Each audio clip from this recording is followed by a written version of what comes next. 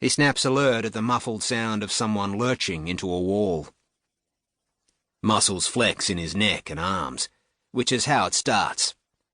The build of dark, violent energy that has pushed him through the ropes into the ring so many times. He hears a gravelly curse.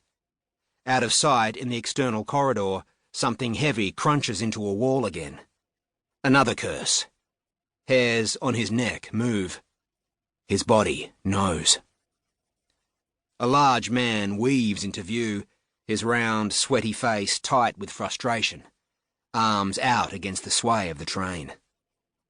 He slams back the sliding door of Ray's compartment, twists big shoulders through the doorway, and half falls onto the opposite bench, buffeting Ray with grog fumes. The man winks and raises his eyebrows. Ray lifts his eyebrows in tepid response as the man heaves himself along the bench to the window until he is opposite Ray, shading bleary eyes from the fierce sunlight. He stretches his legs, hits Ray's, grunts, and jams his boots under his own bench. Ray gazes out his window. The man is drunk, but big enough to do harm. In his late 20s, face shining and greasy, crew-cut hair, wary brown eyes. Stained jeans, ex-army shirt, battered boots. He looks Ray over, burps. His top lip and one cheek are red and raw as from a blow, skin freshly broken.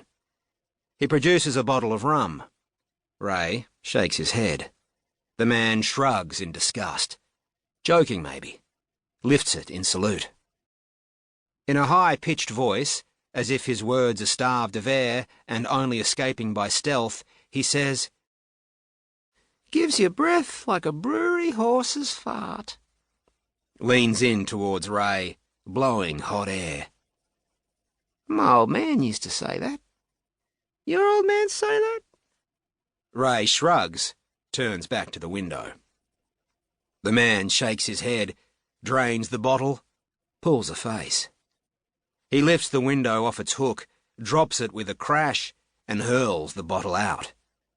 Burps again, and holds out a giant hand, too close to Ray's face. Maybe from the roll of the train. "Name's Bert. Not Burp. Bert." Snorts at his wit, his lip bleeding a little. Ray shakes the sweaty paw. "Ray."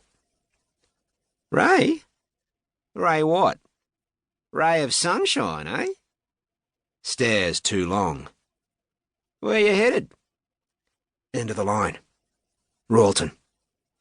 Bert lets out a squeaky giggle, odd from such a big man. "Arsehole of the West."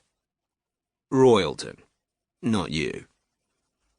Out the window is a tall green crop, row after row after row, to the horizon. After all the ruthless red-brown, it looks hand-painted. There's a bellow in the corridor. "Bert, you ugly bastard, where are you?" Clear as a starting bell. Ray keeps his arms limp as a second man eases into the compartment. More grace than Bert, and more venom.